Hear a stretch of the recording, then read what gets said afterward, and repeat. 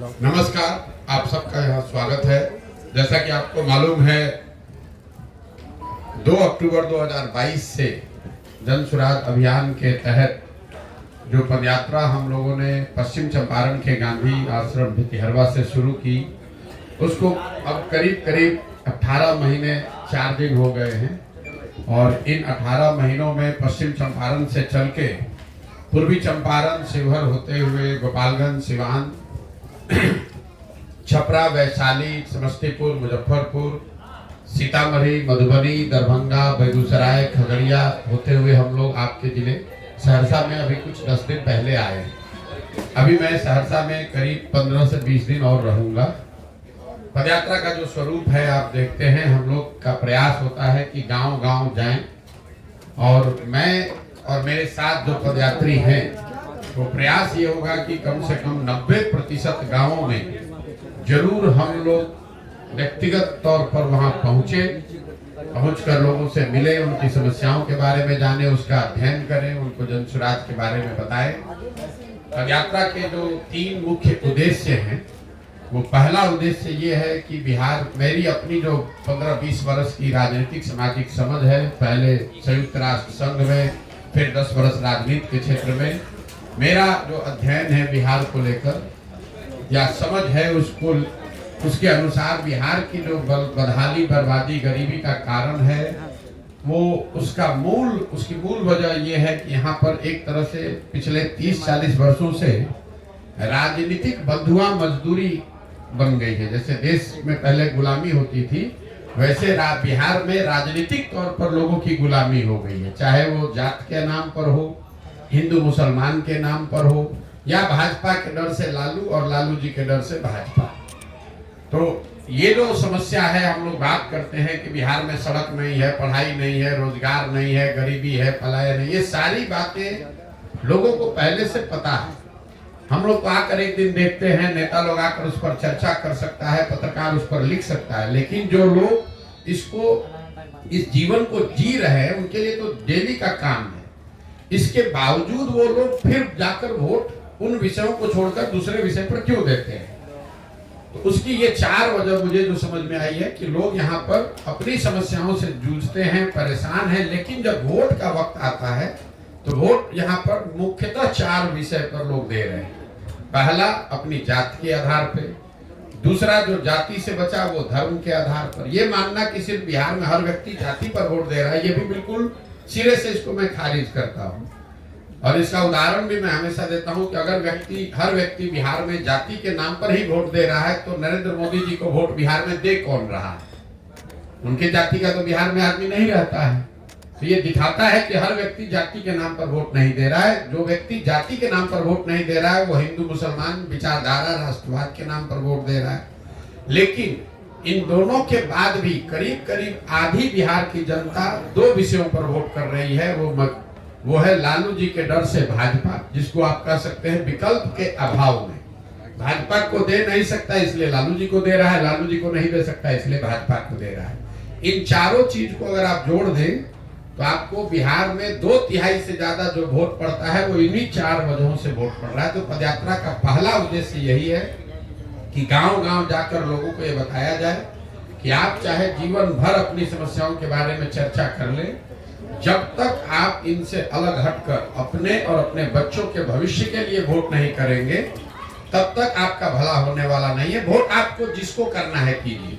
इस पूरे पदयात्रा के दौरान मैं ये नहीं कह रहा हूँ कि वोट किसको कीजिए, मैं ये कह रहा हूँ कि आप वोट किस बात के लिए कीजिए। अगर आपको मोदी जी को वोट करना है, मोदी को करो, लालू को करना है, लालू को करो, लेकिन वोट अपने और अपने बच्चों के लिए करो। ये पदयात्रा का पहला उद्देश्य है, गांव-गांव जाकर बताना। दूसरा उद्देश्य ये है कि लोग जो मजबूरी में वोट कर रहे हैं, विकल्प के अभाव में, जिनको समझ है कि हमको जाति के आधार पर नहीं, धर्म के आधार पर नहीं वोट करना है, लेकिन उसके पास विकल्प नहीं है, तो वो विकल्प के अभाव में वोट न करना पड़े, इसके लिए लोगों को हम ये बता रहे हैं कि आप साथ में आइए और आप मिलकर एक नया दल बनाइए। कई लोगों को ये लगता है मेरे नजरिए से कि पहले नेताओं की, दलों की मदद करते थे, अब बिहार में ये क्या नया काम कर रहे हैं। तो मैं आपके जरिए से आपको और आपके दर्शकों को, बिहार की जनता को बताना चाह रहा हूं कि मैं नया काम कुछ नहीं कर रहा हूं। जो काम हम पहले कर रहे थे वही काम कर रहे हैं। पहले मैं नेताओं को, दलों को सुझाव देता था कि किस तरीके से अपने संगठन को, दल को व्यवस्थित कीजिए, कैसे आप किन मुद्दों को लेकर जनता के बीच में जाइए, कैसे प्रचार प्रसार कीजिए, कैसे चुनाव लड़िए, जीतिए। वही काम हम आज कर रहे हैं। फर्क बस इतना है कि पहले दल और नेता के लिए कर रहे थे, अब बिहार के समाज के लिए कर रहे हैं। तो पदयात्रा का दूसरा उद्देश्य है कि लोगों को, समाज को बताया जाए, और जो लोग राजनीतिक तौर पर जागरूक हैं, नया दल, नया व्यवस्था बनाना चाहते हैं, उनको संगठित करके उनकी मदद की जाए ताकि बिहार में एक नया दल, नया विकल्प बन सके। और तीसरा पदयात्रा का जो उद्देश्य है कि अगर लोग सही तरीके से वोट कर भी दें, सही लोग चुनकर आ भी जाएं, तो भी बिहार तब तक नहीं सुधरेगा जब तक बिहार को सुधारने का एक नजरिया, एक प्लान, सोचा समझा विजन ना हो। तो इस पदयात्रा के दौरान एक लक्ष्य ये है कि बिहार के 8,500 पंचायतों का जमीन पर अध्ययन करके, विशेषज्ञों की राय से, लोगों की सलाह से हर पंचायत का एक 10 वर्षीय योजना बनाया जाए, ताकि लोग ये देख सके वोट करने से पहले कि उनके पंचायत को अगले 10 वर्ष में विकसित बनाने के लिए जन सुराज के पास क्या योजना है, क्या प्लान है।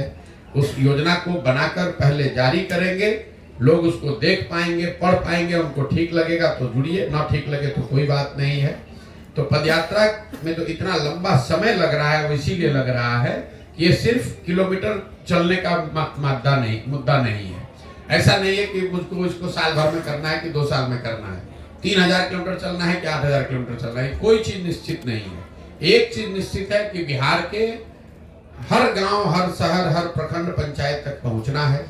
दूसरा चीज निश्चित है कि इन 3 लक्ष्यों की प्राप्ति के लिए गांव गांव जाकर लोगों को जन जागरण के हिसाब से उनको बताना है कि आप अपने और अपने बच्चों के लिए वोट कीजिए।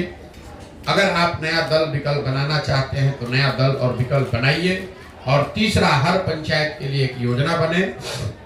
इस पंचायत की योजना में वहां की स्थानीय समस्याओं का जिक्र हम लोग करते हैं, कैसे उस समस्या का निपटारा होगा ये बताते हैं। लेकिन साथ साथ हर पंचायत की योजना में 3 बात जरूर बनाई जा रही है। पहला, कि पंचायत के स्तर पर लोगों के बच्चों के पढ़ने की व्यवस्था अच्छी कैसे की जाएगी। दूसरा, हर पंचायत में 800 से 1200 नए रोजगार के अवसर कैसे पैदा किए जाएंगे। ये आंकड़ा 800 से 1200 इसलिए है कि एक अध्ययन करके हम लोगों ने पाया कि अगर पंचायत के स्तर पर 800 से 1200 नए रोजगार के अवसर पैदा कर दिए जाएं, तो करीब करीब पलायन को यहाँ से रोका जा सकता है। और तीसरा, हर पंचायत में जो खेती अभी हो रही है, वो खेती जो खाने वाली खेती है, इसको कमाने वाली खेती में कैसे तब्दील किया जाए, कैसे लोगों को खेती से आमदनी हो। क्योंकि बिहार में आज जो खेती होती है ये खाने वाली खेती है। बोलचाल की भाषा में आपने सुना होगा, लोग कहते हैं कि अभी पंजाब से यहाँ लौट कर आए हैं खेती करने के लिए, कमाने के लिए लुधियाना जाएंगे, कोयम्बटूर जाएंगे। तो लोगों के दिमाग में जो खेती को लेकर नजरिया है कि खेती खाने का जरिया है, इससे अनाज पैदा करो ताकि अपना और अपने बाल बच्चे परिवार का पेट भरता रहे। कमाने के लिए लोग मजदूरी करने जाते हैं। तो ये योजना बनाने का प्रयास कि बिहार में जो खेती करने वाले लोग हैं उनके लिए खेती कमाने का जरिया कैसे हो, ये एक लक्ष्य है। इन 3 लक्ष्यों को लेकर अभी 18 महीने से चल रहे हैं, 1-1.5 साल और लग सकता है, लेकिन पूरी तरीके से दृढ़ संकल्पित हैं। इस काम को पूरे बिहार में करेंगे। करने के बाद लोगों को एक साथ संगठित करके नया दल बनाया जाएगा और उसके बाद आगे की यात्रा, आगे की जर्नी शुरू होगी। अब आपके जो सवाल हैं यात्रा के दौरान के मेरे अनुभव या दूसरे कोई भी आप सवाल करना चाहते हैं तो आप सवाल कर सकते हैं। बहुत बहुत धन्यवाद।